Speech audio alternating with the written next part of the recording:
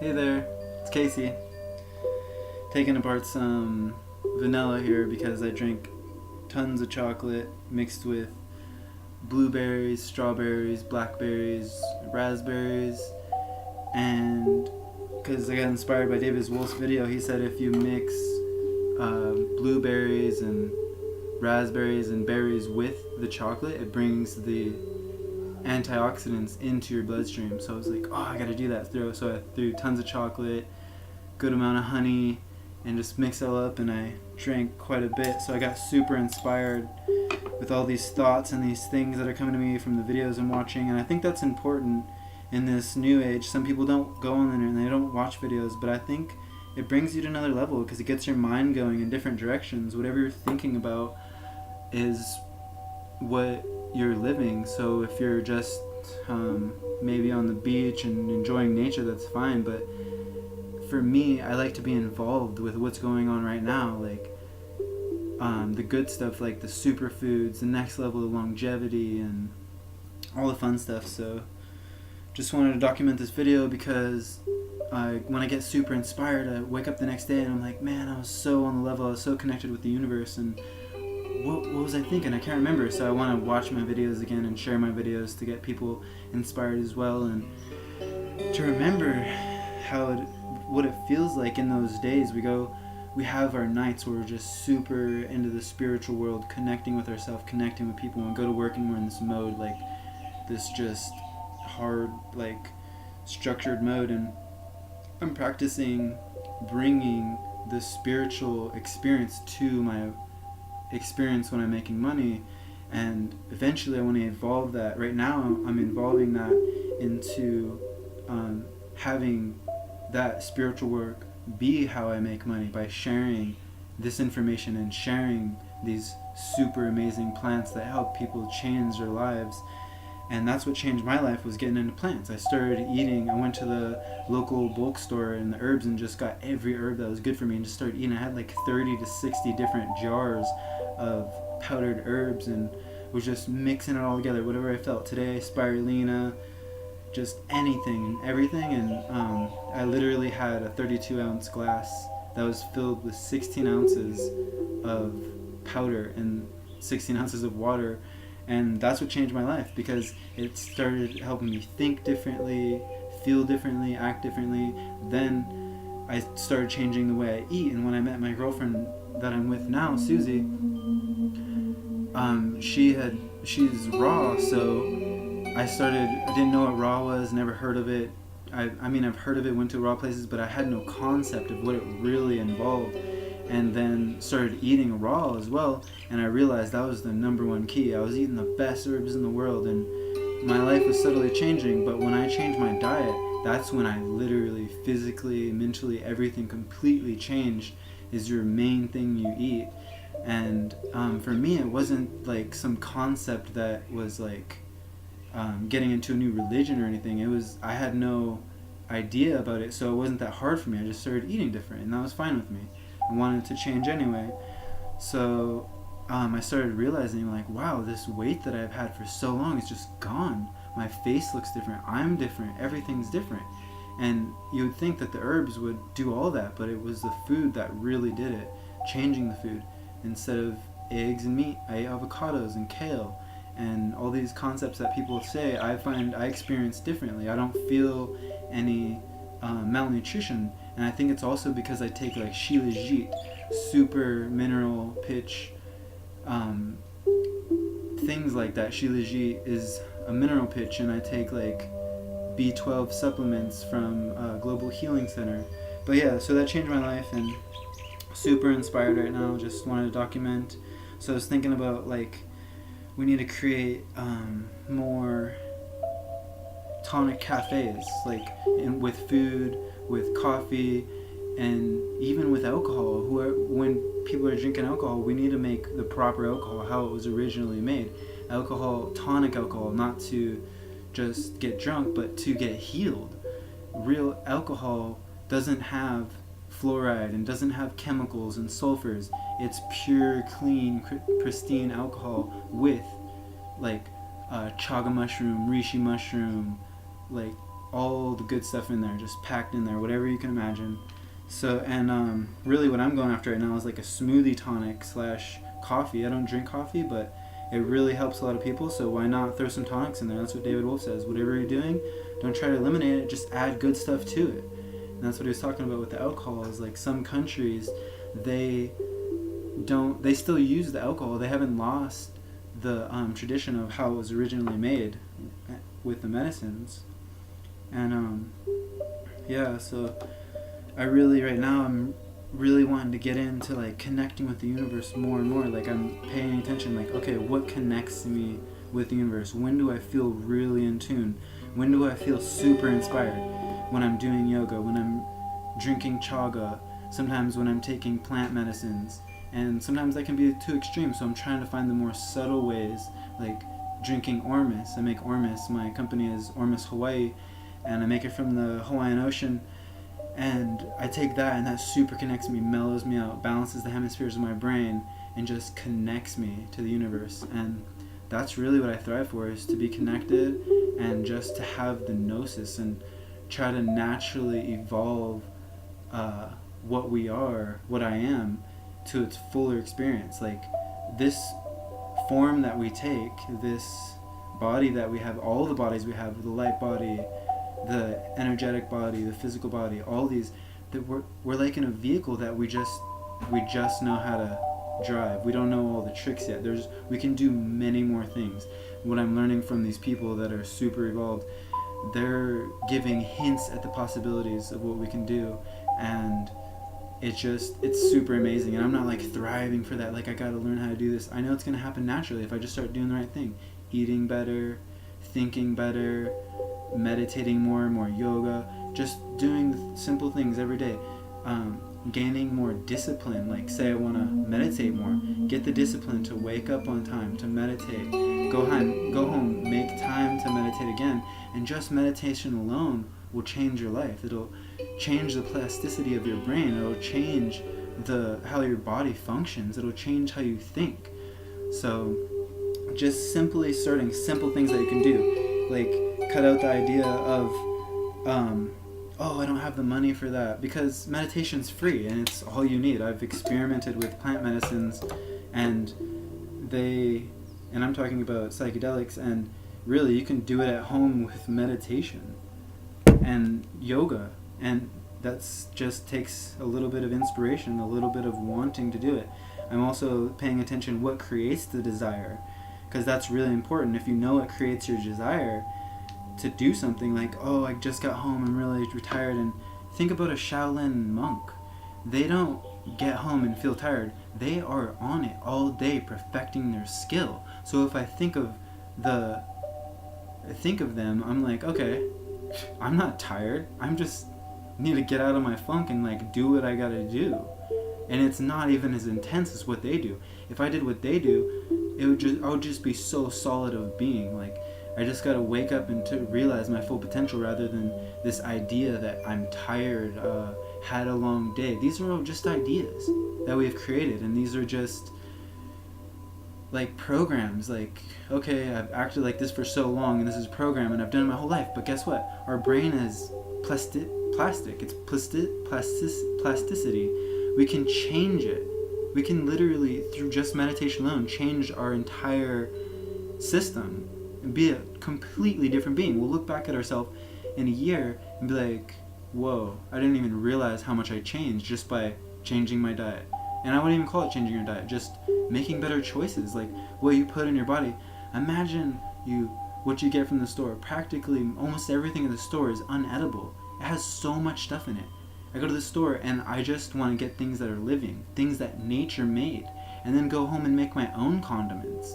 Go home and make my own dips, my own sauces with nature, with living things, seeds, plants. I mean, that's where it all comes from. When it goes through a factory, they just add so many other things that just stops your system up, and it makes life so much more easier when you are dealing with less going through your body. It's like, okay, they say don't do drugs, but they put so many drugs in your food, and you don't even realize you're on drugs all day. You're high all day from the toxic food. And when you detox, you become clear, and you can think better, and you can act better, and and just that alone will just clear everything up.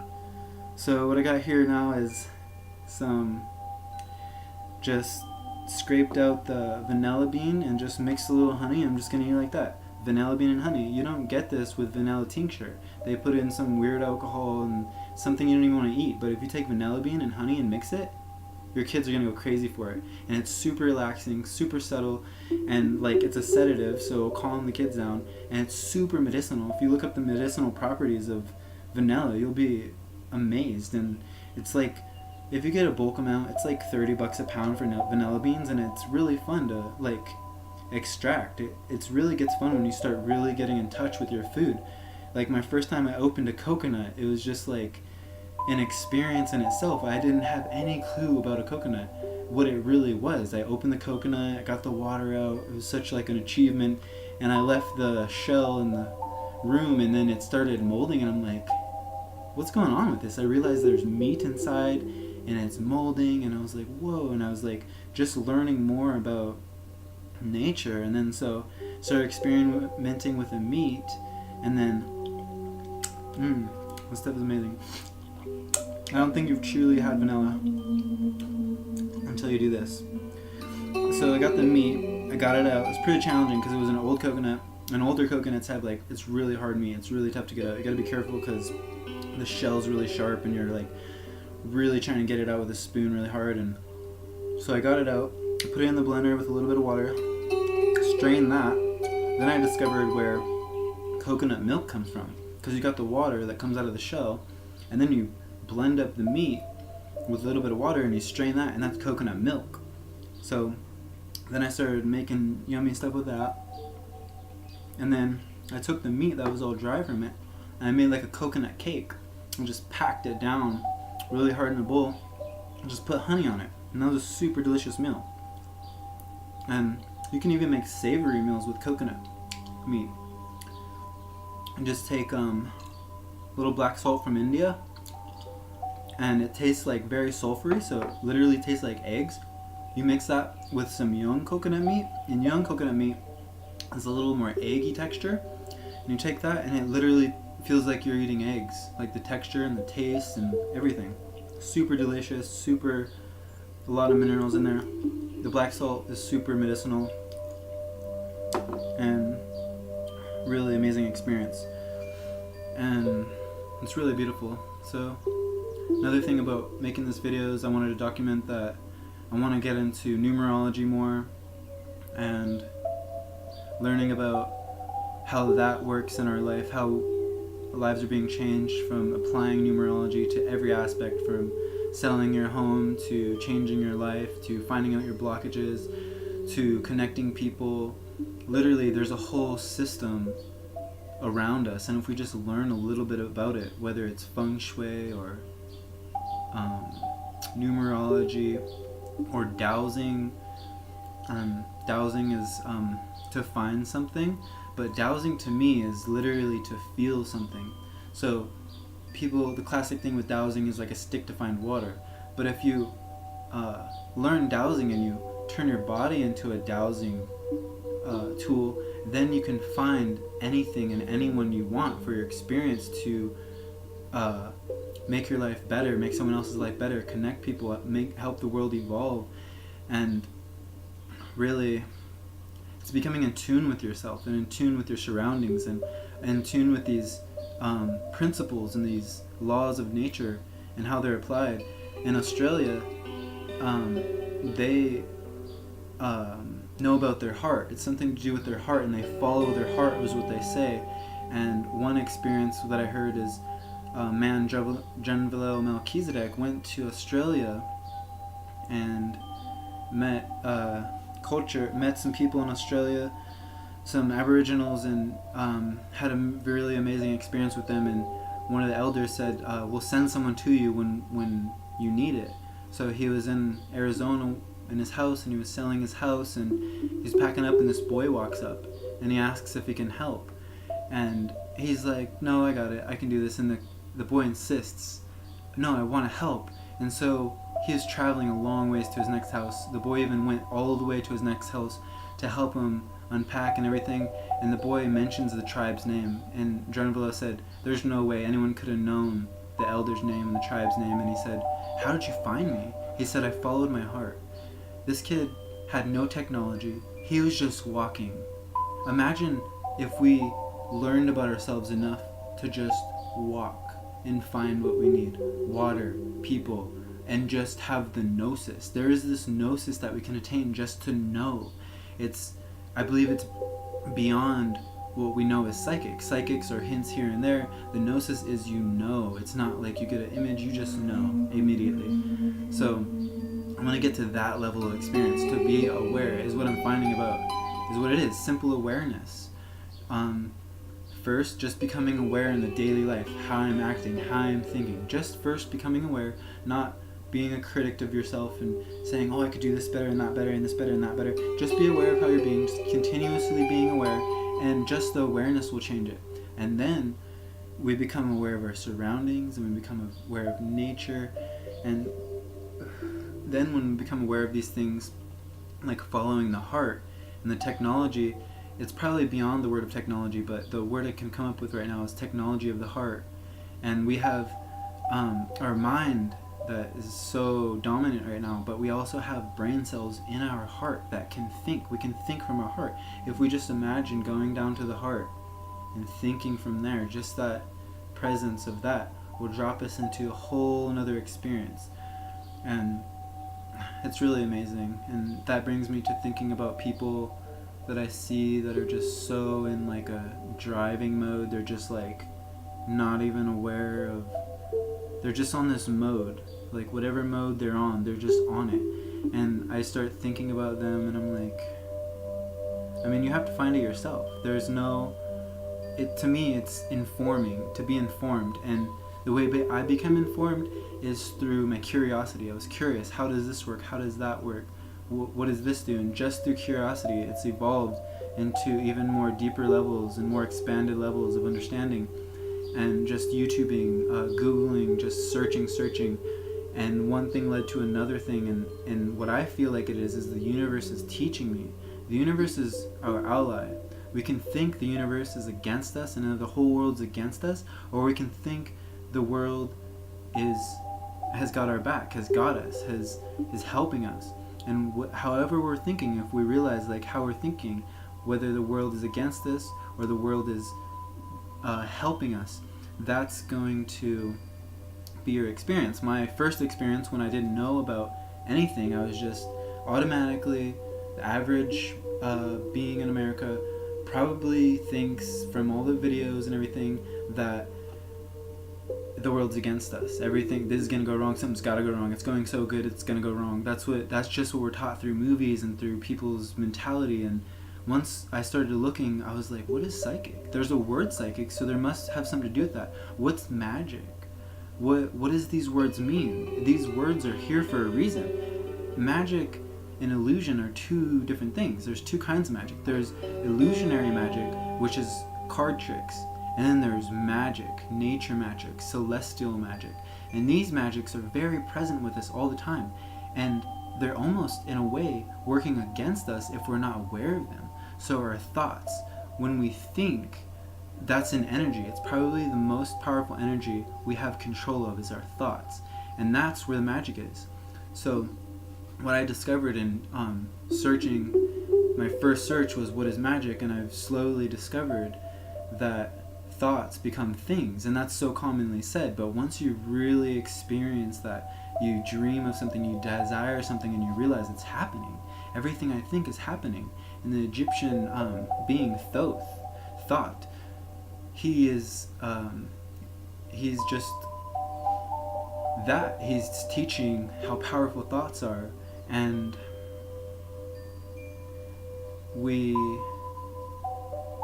just starting to be aware of thoughts and what they can do. I mean, people are coming to a whole nother level, and that's what psychedelics do, is they open you up to the realm of understanding how powerful your thoughts are.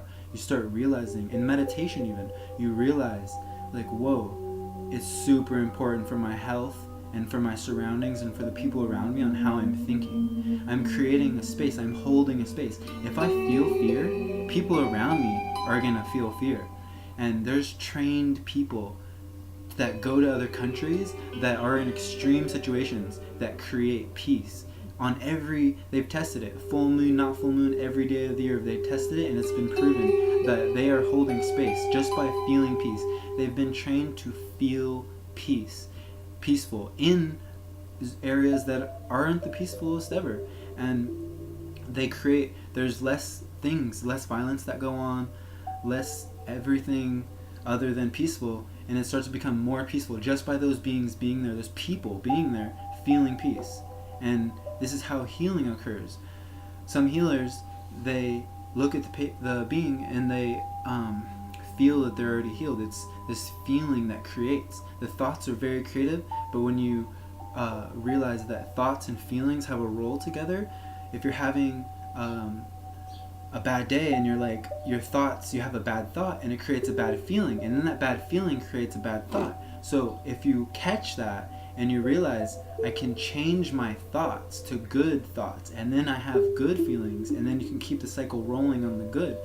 And some people, they wake up and stub their toe and it creates a bad thought, and they create a bad feeling, and that feeling creates and generates. So if we realize that and catch that and start creating good thoughts, even when it doesn't feel the best ever, Sadhguru said, how we create this is a lot of beings are taught, or they just create what their surroundings, whatever their surroundings are, that's how they feel. But that's not how the way to live, he said. He said the way to live is to feel and create your surroundings through how you feel, rather than being affected about what's going on around you. Even at the worst times ever, you should feel good almost definitely in that time. And he's talking about this is the way to live, to have your feelings be what affects you, not your surroundings.